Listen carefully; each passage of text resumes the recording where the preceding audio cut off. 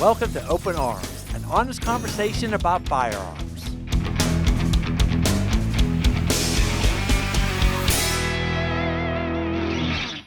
Hey everyone, I'm your host Brian Lockerman, and we also have Nikki Wesley behind the controls today. What's happening, Nikki? Hi, guys. Good deal. Hey, Nikki, you know that we both have our concerns about our secured borders, correct? Yes, I think everyone should be a little concerned about the border. Yeah, and we see a lot of crazy stuff happening these days. So today I brought a guest in. His name is Paul. He is a Border Patrol. Now, he is here on his own behalf. He's not representing the Border Patrol. He's not representing any unions. This is only him talking out of his own personal self. So we're going to ask him a few questions, and we're going to see, I like to see a history about how he got to being a Border Patrol and what is going on these days down on the border, obviously. So welcome to the show, Paul.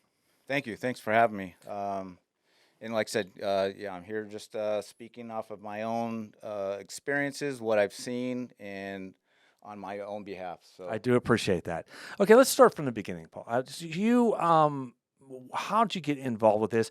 You had gun training in the past. I know you were in the military. Tell me a little bit about your history. okay, it's a little bit of a long road to where I got here. Went to college, graduated, was in the military for a while, got deployed over to the Middle East twice.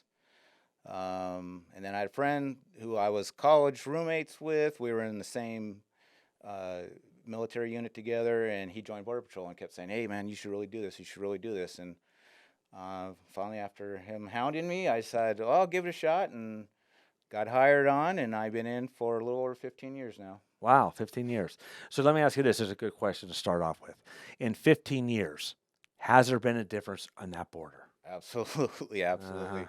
When I first got in, which was under George Bush, let me back up a little bit. When you're in training, you're told, you have all this authority to do this and that. Well, as soon as you get to your station, you learn that this job's very political, unfortunately, and management quickly starts reining you in on, well, yeah, we have that authority, but because of this political reason or this policy, we can't do certain things like local patrol, like they'd call it, going in and finding illegal aliens in various, you probably see them at Home Depot out there as day laborers. Yeah. That was kind of risky as far as policy-wise. Okay, so basically you're regulated what you can and not do, right? Right. And that's kind of frustrating, I take it, right? Yeah, because under the law that Congress has passed, we have broad authority to do quite a few things, such as arresting day laborers and this and that. But depending on who's in office at the time, we get pulled back. We get reined in on what we can do. Gotcha. But even though George Bush, things were pretty good under him. Of course, Barack Obama, they started to go downhill. They got better underneath Trump, although I do have a little criticism for him as well. And then now it's just a complete mess and joke. It's a three-ring circus, huh? Yeah. Okay, so let me ask you this. A few questions about the Border Patrol employees or Border Patrol guys. You have to be well trained, correct, before you become a Border Patrol. Yes. Right. Does that consist of firearm training? What other training do you have to go through to become a Border Patrol? Of course, firearms training. We train in law. We do a lot of PT, physical training, physical fitness training. So law, I'm trying to remember because it's been a little over 15 years. Yeah. Weapons training, driving, because we have to learn to drive in emergency situations. So vehicle, firearms, law, and physical fitness training. Okay. Do you have to take any kind of courses so you can actually really recognize what an illegal is and their personalities or anything like that?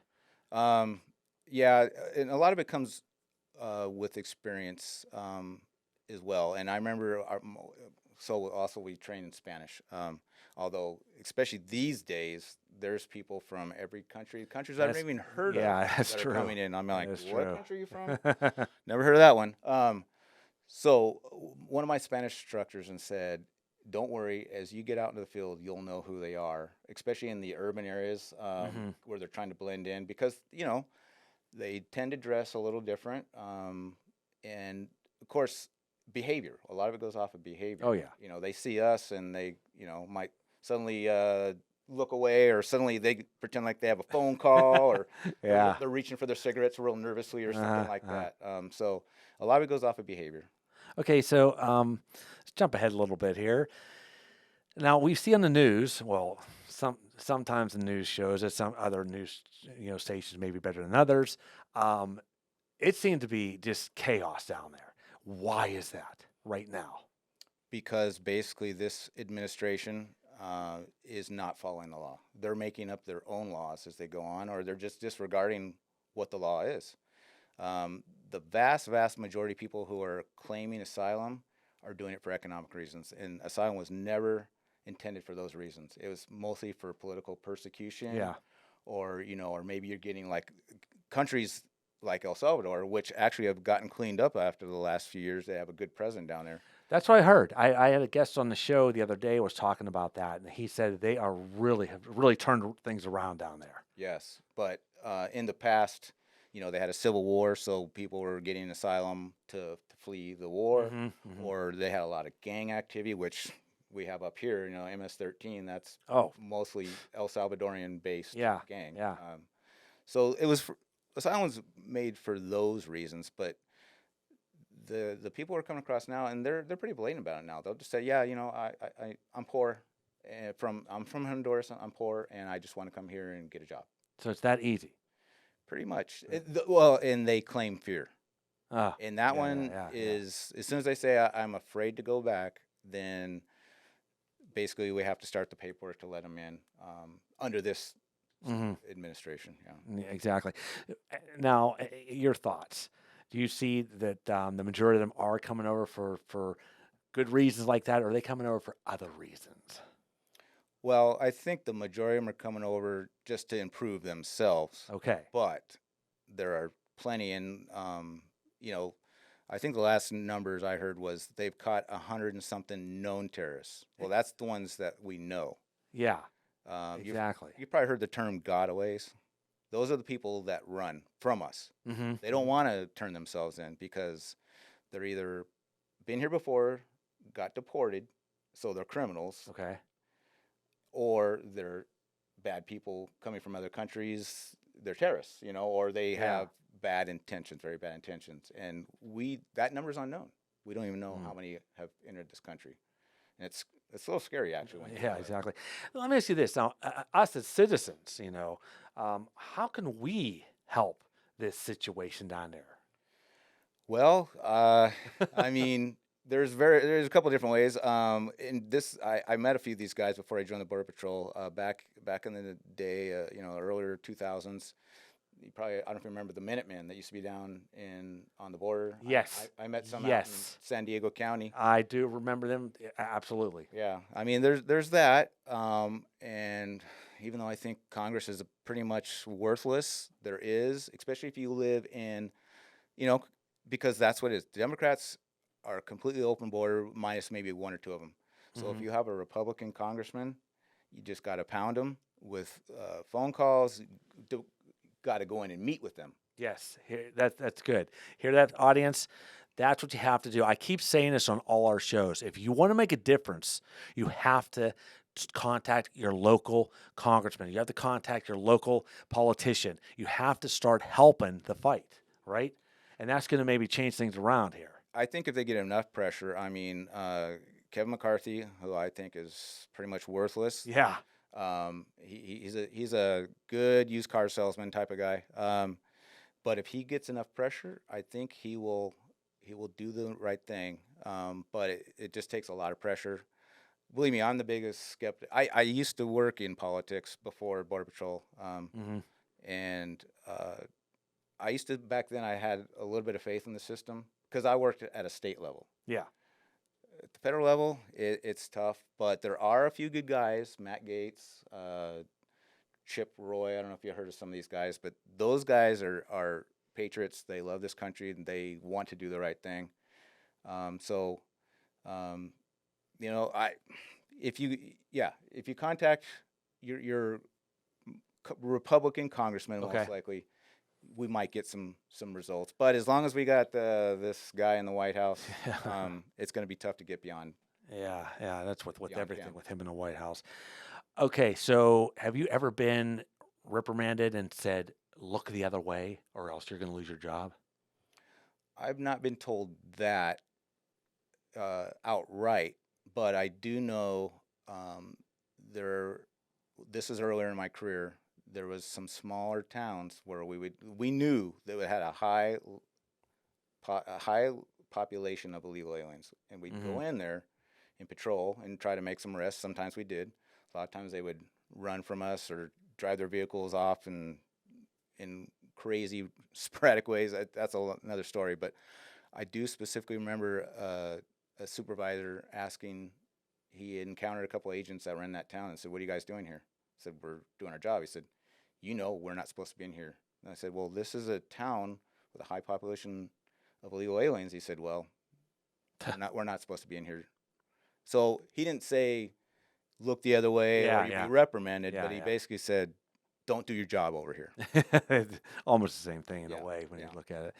Okay, so you basically your day starts. You're just on the border. Just are you driving back and forth, or are you just sitting in a station? Are you looking? What's your job consist of? Well, all the above. However, now you got to mix in. There's a lot of processing. Oh, I'm sure. Yeah, I like to joke around that we went from the Border Patrol to the Welcome Patrol. Oh man. Yeah, so there's a lot of that, a lot of processing, and despite that, because the motivation level is terribly low right now, and I'm sure you can understand why. But Oh we yeah. still have a lot of agents that want to do their job, and they're doing what they can in this environment pretty effectively. So yeah, all those things, go out. Mhm. Sometimes you have to sit at a stationary area. Sometimes you're out in the desert patrolling more actively, or you're hiking trails. You're looking for aliens that have crossed the border. Or we have special teams that work on the highways that Yeah. that look for, because once they get across, they load up into vehicles and they go to destination cities like Las Vegas, Los Angeles, Mhm. Dallas, Houston, and beyond. So Yeah. you have highway interdiction teams looking for those types of activities as well. It's got to be frustrating for you though, seeing this stuff happening and knowing that you're not getting the support from our administration right now, right? Yeah, absolutely. We got this guy, Secretary of Homeland and Security, Alejandro Mayorkas. The guy's he's bad. He talks smoothly, but he does everything he can to really undermine our mission. Mm-hmm. It's kind of funny, and I hate to even mention this because if he hears this, he may stop doing it. But he bribes us by giving us various administrative days off in celebration of this thing, like, in honor of 4th of July, you guys all get 8 hours of time off, or in honor of the department's anniversary, I'll give you another 8 hours. So he's kind of bribing us to keep us quiet. Maybe. Really? Oh yeah, and we all appreciate the extra days off. So that's Of why course, I hate to mention it, but it's yeah. I mean, the guy's been literally caught several times lying to Congress. He used to go in there and claim the border is secure, which we all knew it wasn't. Mm-hmm. And now recently he's changed his story and says, well, under the official definition of secure border, our border is not secure. Yeah. And so, Congress keeps talking about we're going to impeach this guy. Like, how many times does he have to lie to you before you're actually going to do something? Mm-hmm. And I have this discussion with people quite often. It's like, quit investigating and just pull the trigger and start getting rid of these people. I agree there. Yeah. I agree. The Republicans are obsessed with process. Like, we got to interview this next guy, or we got to look into this next bit of evidence. You have enough evidence. You've interviewed enough people. just do it. Yeah, exactly. Okay, the wall that was being built down there. I know it didn't get completely done, correct? Right. Now, did they tear some of it down or something like that, or just still just stopped at that process? If they did tear it down, I'm not aware of it. Okay, I okay. know they talked about it, but I'm not Yeah. aware of any actually being torn down. But yeah, there is hundreds of millions of dollars of material sitting on the ground, ready to be used to continue on. Yeah. That's just sitting out there in the desert, rotting. Um, the wall's effective, but it's not an end all. Oh, I understand that. There's no question about it. But when that time was, when Trump was in office, he was doing it, I mean, Nikki and I were just like supporting him, and we were actually rooting for this, right, Nikki? Oh yeah, I think everyone was. I think we need that at the border. Yeah, it was just some of his policies he was doing at the time where I just don't understand why people didn't support him in a bigger way, especially the left side. Look what's happening today. It's not just our unsecured borders, but look at everything else that's going on. You know, look at everything from prices going up, everything. We're feeling less and less, protected by even our local law enforcement. It's all due to who's in office right now. Yeah, and he's another one. How much investigation do you have to do on this guy to pull the trigger and say he needs to be impeached? Exactly, right? Right, Nikki? You talk about that all the time. Oh yeah. As soon as there's something comes up to get him, they always, what do? Go after Trump, right, Nikki? Yeah. It's all Trump's fault, right? Uh-huh. And they want to distract. It's just a distraction. Yeah. Absolutely. Yeah. I agree. Yeah. Yeah. Again, back to the border and everything like that. Do you ever fear for your life down there? I mean, is it that you get in those kind of moments where maybe you're overwhelmed by people coming through or whatever? I mean, how's that? And I don't want it to sound like I'm bragging, but maybe because I have been deployed to a combat zone Yeah. twice, my tolerance of fear might be a little higher. There are times where I've worried if I might get injured, but as far as fearing for my life, I personally haven't really felt that, but I know other agents have. Oh, I'm sure. That may have been in stickier situations. It's than got yeah, you got it, especially as having some of those, gangbangers coming over that won't stop for anything and they don't care. Yeah, or you got the scouts or smugglers on the south side, on the Mexican side. Oh yeah. Who will shoot towards you, Hmm. but they don't usually shoot at the agents because I think they know if that happens, game on. Yeah. there So you go. they'll shoot up in the air or towards you just to kind of get you to back off. Gotcha. Especially if they have some important cargo to get through, like some Uh-huh. high value drugs or something like Yeah, that. yeah. Yeah. Good point. I was going to ask you that question. What about the drug trafficking?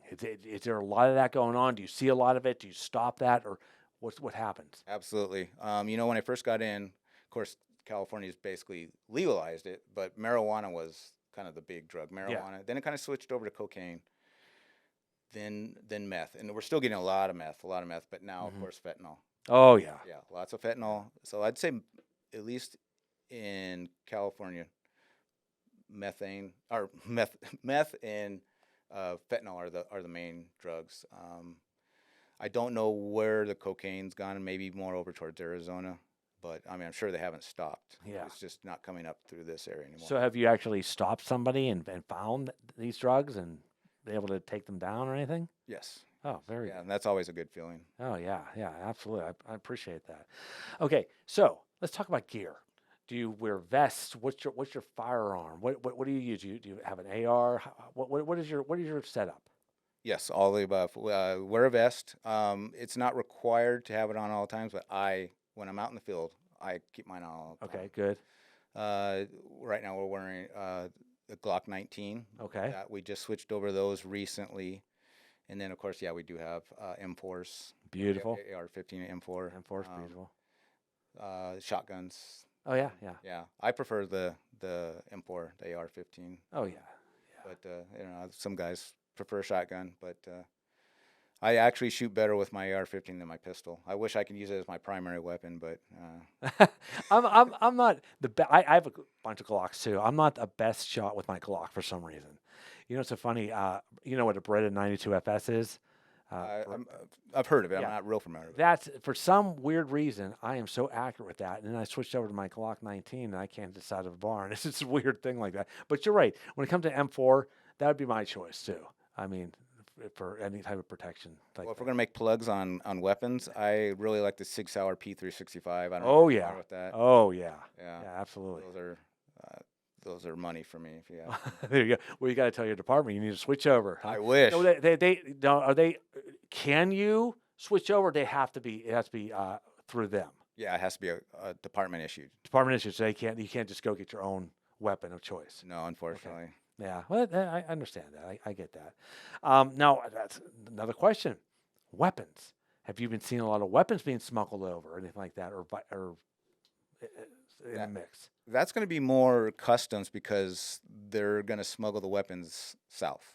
Okay. They're going to use the drug proceeds to buy weapons, And then send the and weapons smuggle over them there. south. So yeah, the customs agents will do southbound operations, Mhm. and they'll catch them with weapons or cash. Because Yeah. sometimes they'll just keep the cash and then bring it back down to Mexico, or wherever. You know, it could be going beyond Mexico down to Nicaragua or Guatemala or Honduras or somewhere down there. But most of it's going to be in Mexico because the Mexican cartels control the who comes Oh, across really. Of course. And yeah. despite of what Mayorkas says, they really are controlling the border right now. Mhm. Unfortunately, it's a shame. I know, and it's I know. embarrassing. I But know but they really do have control. it. I know So maybe when he's talking about there is operational control of the border, he's referring to the cartels. it. Yeah, there you go. Oh man. All right. So what do you think? What do you think the future holds for our borders? Where do you see it going?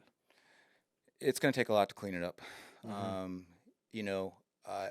I hope Trump or even DeSantis. I'm okay with either one coming in, but I just don't know if they have the guts to really do what it takes to get the job done. The fence is great, Yeah. but we have to make sure the laws are enforced. If you Mhm. enforce the laws, we wouldn't need that much fencing because if they know they can't come over here and do an asylum scam, Mhm. or if the states, would quit offering illegal aliens benefits, Yeah. that would be a big carrot taken away. There you go. I agree there. Take the incentives away, so they have nothing to come here for. Yeah. Right, That's and what I've been saying. Mhm. you're absolutely Yep. right. So if we enforced the law and took away the incentives, I don't even know if we'd really need much of a wall anymore. That is you're, that's true. That is true. But if we do get someone good like Trump or DeSantis, they're going to really need to beef up ICE. Are you familiar with your ICE? Oh, yeah. No, of I figured course. so. Of course. And start just, bringing these people, because they're going to find that like I said, most of these people are here on scam asylum claims. Mm-hmm. And they just need to bring them in and send them back to where they came from. Yeah. Because who knows? Well, the ones that we know about were already probably 4 to 5 million.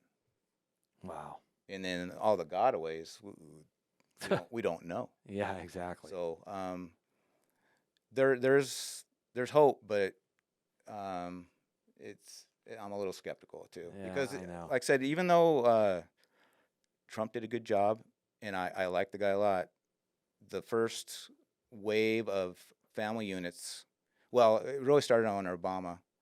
We got a little bit, and then another one came under Trump towards the end of 2017, beginning of 18, and it took him a while to respond. I was really surprised. I said, "Come on, man, get your acting together here." And he finally did respond. And then, of course, I don't know if you're familiar with the Remain in Mexico policy. No. That was one of the best things he ever did. So people that were trying to claim asylum, he said, "You can do that, but you're going to stay in Mexico and wait for your court hearing." Mm. And if we did that with all these people, the numbers started just drying up because they don't want to sit in Mexico for 6 course. months along the border Yep. waiting for a court date. Yeah. Some would, but a lot of them just said, "You know what? Forget it. Yeah. I'll try another day. Maybe we can get another administration," which we do. I just can't call him president, but it is an administration. I It know is it. an I administration. know it. I agree there. Well, yeah, I mean, I think we all have to really participate and play our parts in helping us out too. And like I said before, contact your local congressman, contact your local politician, look for things online that you can support, even if it's sending a little donation or even just your support in a letter or whatever. Just to start this movement going in the right direction. And guys like Paul here are out there protecting our borders, and you are actually doing a great service for our country. And I do appreciate that. And I mean, somebody like that is who you look up to. This is the real deal right here. And again, I thank you for all your services. I appreciate that very much. And if I can add one more thing, Oh, no, absolutely. so a lot of people might say, "Well, I'm just one person." True, but you can make a difference, and then maybe find a group. There are, especially here in California, believe it or not, there are groups of people that are they're patriots, and they're banding together to fight illegal immigration. So they work together and go to different congressional offices. Oh, to- really? yeah. Very good. You can find them probably online or something like that. Yes. Just do a search like that. That's good to know. Yeah. Very good to know. Or a lot of them tend to be Republicans, so maybe you might meet them at a Republican meeting or something. Maybe you bring up illegal immigration to the group, and then somebody else in the group will probably say, "Hey, I have the same Yeah. concerns as you. Yeah. I belong to this group over here, and maybe we can form a group." There you go. That's ideal. That's perfect. Good to know. Numbers speak. So Yeah. Quick question: are the Minutemen still active down there? I don't see them anymore. I kind of Yeah. wonder where they went. I wish they'd come back because we could use their help. I know. I remember them back in the day. They were great. They're always interviewed on the news, and always the media always is kind of downplaying them and stuff. Oh yeah, bunch of racist Yeah. xenophobes, Yeah. all that garbage. Uh-huh. Yeah, no, they're just patriots. They trying to were. protect their country. I loved it. I love seeing that. Love seeing groups like that actually sticking their neck out for us as well. Yeah, and they weren't getting paid. They I were know. doing it on their own time, their own will, and just because they wanted to protect the country. And I really admired that. Yeah, I do too. So, Paul, is there anywhere, any websites or any Instagram or whatever that people can come and maybe, look at your stuff or some stuff at the Border Patrol and how they can help? Is there anything you could share? I don't have any personal, Mhm. because the bad guys are always looking Of course. for us. So if they find Paul so and so, Border Patrol agent, he has this website, they can start getting more information. Yeah. On it. But there are retired Border Patrol agents who start groups. I can't think of. Well, let me ask you this: is there just a general Border Patrol website where people just go on there and read about the Border Patrol and what you guys do and everything like that? Yeah, you can go to usborderpatrol.org, I believe, or go to the Customs and Border Protection. Okay. And then there's links on there. I look at it from the work side of things. So we have links that maybe the general public doesn't. So I've never looked at the website from the civilian side of things. Yeah. So I don't know exactly what's available, but that's a start if you just want to get general Perfect. information. That's good. Everybody to check that out. One more thing. I got another question for you though. It's my understanding that Border Patrol are unionized. Is that correct? Yes. Now, as we know, a lot of unions are very left type of unions, stuff like that, but not so much for the union for the Border Patrol. Is that my understanding? Yes. And I think that's one of the reasons Washington, D.C. doesn't like us very much. The last two election cycles, we did officially endorse President Trump, Mm-hmm. which is unusual. I remember I went to a union meeting a few years ago, and this was in Texas, and Senator Ted Cruz was there, but he was very reluctant, from what I understand, because he's thinking, why do I want to meet with some union guys? Yeah. And then he became convinced that, hey, okay, this is a different kind of union, and he came and spoke to us, shook our hands, took pictures with us, this and that. So yeah, especially for a federal union, we're probably one of the few, if not the only, conservative union. That's awesome, man. That's good to hear. Good to know. Well, very good. Well, again, Paul, I thank you everything for all your your services. Again, I keep going back to that. It's really been. I respect you for coming in here and talking about things like that as well. It's something that we have to be, taught and have to open our eyes to what's really happening. Because most of us, are sitting at home going, no big deal. It's nothing, no biggie. News says, oh, this and that, and they don't really give you the full story. They definitely don't. Yeah, and it's guys like you that are giving us the full story. So we need to start taking some action. That's for sure. Okay. Yes, I know it's frustrating. Like I said, I know most of us think it's Congress. You know, these guys are a bunch of clowns. For the most part, they are, but there are some good ones. And again, I think if you keep on them, whether you want to do it as an individual or I encourage you become part of a group and just put pressure on them. But we are beating our heads against the wall to an extent because of who's in the White House right now. Yeah. But thank God that's going to come to end soon, I believe. Let's hope, right, Dickie? Yeah. But yeah, don't. What's the old saying they used to say in the '70s? Don't tune in and drop out or whatever. Well, go ahead and tune in and stay tuned in. Yeah. Yeah. And get involved. Even though it's frustrating. Please. Oh yeah. Trust me, we're doing our part, especially Nikki right there. Oh yes. You know how many rallies this girl has been I to? love them. I love going to the car parades, the rallies. I get involved. Well, Oh, maybe yeah. you should do an interview with her, and she can be kind of like the person to tell people. Oh, trust me, we Yeah, I haven't done my show yet, but we're gonna work on it. we haven't done her personal show yet. We did our 50th episode show. She was here in the seat, and it's more fun episode. But yeah, we'll do that for sure.